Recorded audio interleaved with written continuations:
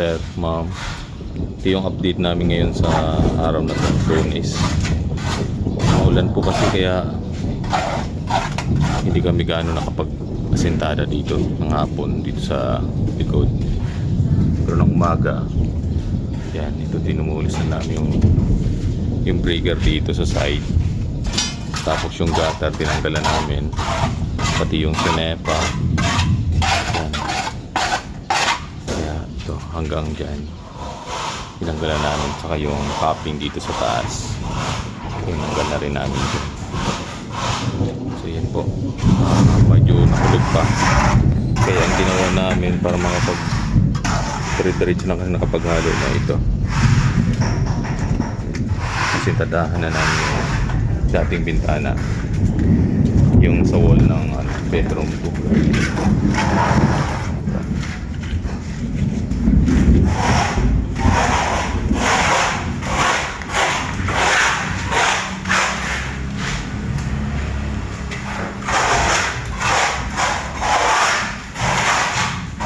Tsaka yung dito sa baba, doon sa bakod natin. Yan.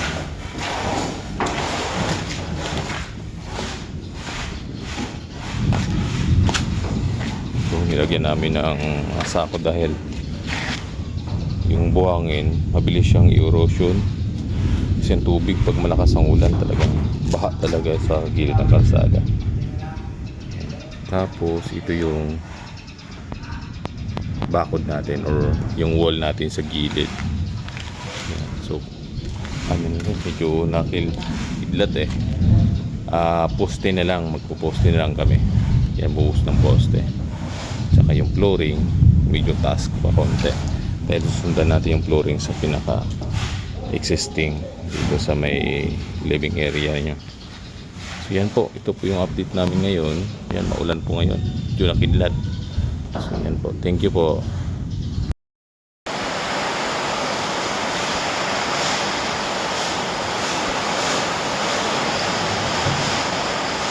Dito ma'am sir, meron ditong ulo. Siguro sa po, sa text ko, kulang lang din ang bulbas. Andito sa loob, ayan. Tapos ito rin. Yan. May jump. Wapatak na po. Yan po. Ito may jump. Lahat po yan sa textbook.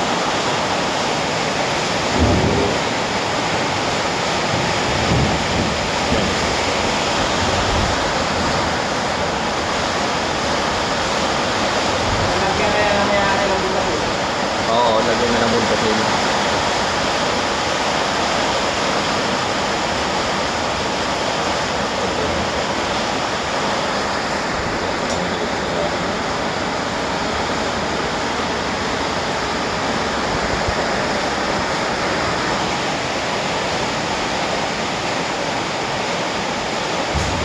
Lahat na lang ito, lagyan na lang ang bulbas yun para sigurado. Itong pyro lang yan, mayroong basa. Magbabasa talaga yung pyro.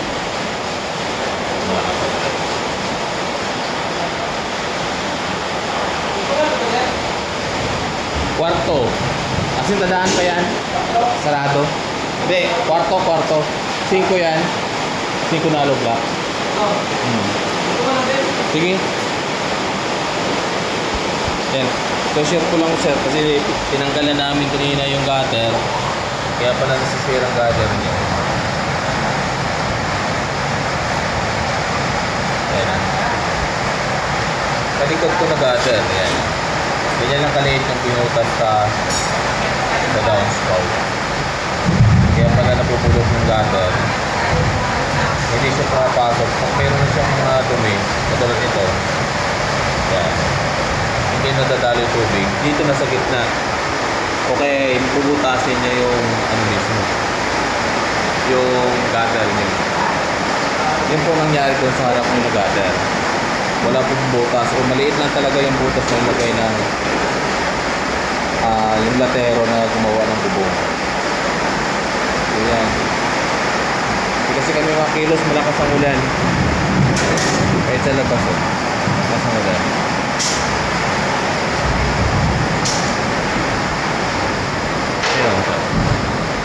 Sa gutter nyo yan sa harap. Balik siya dyan sa nag-overflow o butas na. So yan po. Yan. Ito po ma'am sir yung natapos namin ngayong araw. Bali ito finish na pong pag-sintada namin dito, tapos magbibigan na lang kami. Yan, lagyan ng beam. So yun na yung pinaka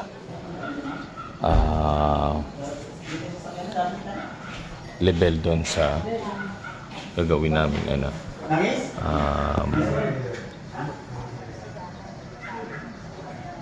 dito sa bika namin gagawin. So ito kalahati pa siyang hollow block. So ito yun. Bali pagkatapos ng sintada niya yan, kalahating hollow blocks pa. Yan. Ito yung sa walang CR. Yan. So, kulang din siya ng kalahating hollow blocks. Maulan kasi, kaya pagka malakas ang buhos ng ulan, hindi rin makakakilos. So yan, nahayat tigil-tigil ang paggagawa.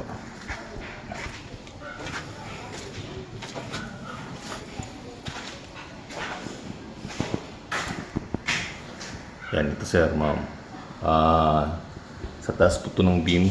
So nag-additional lang tayo ng isang asintada para mas mataas po yung ceiling. Yung side. Tapos ito. Yan, binutas na namin dito yung sa wall, bintana sa bedroom 2.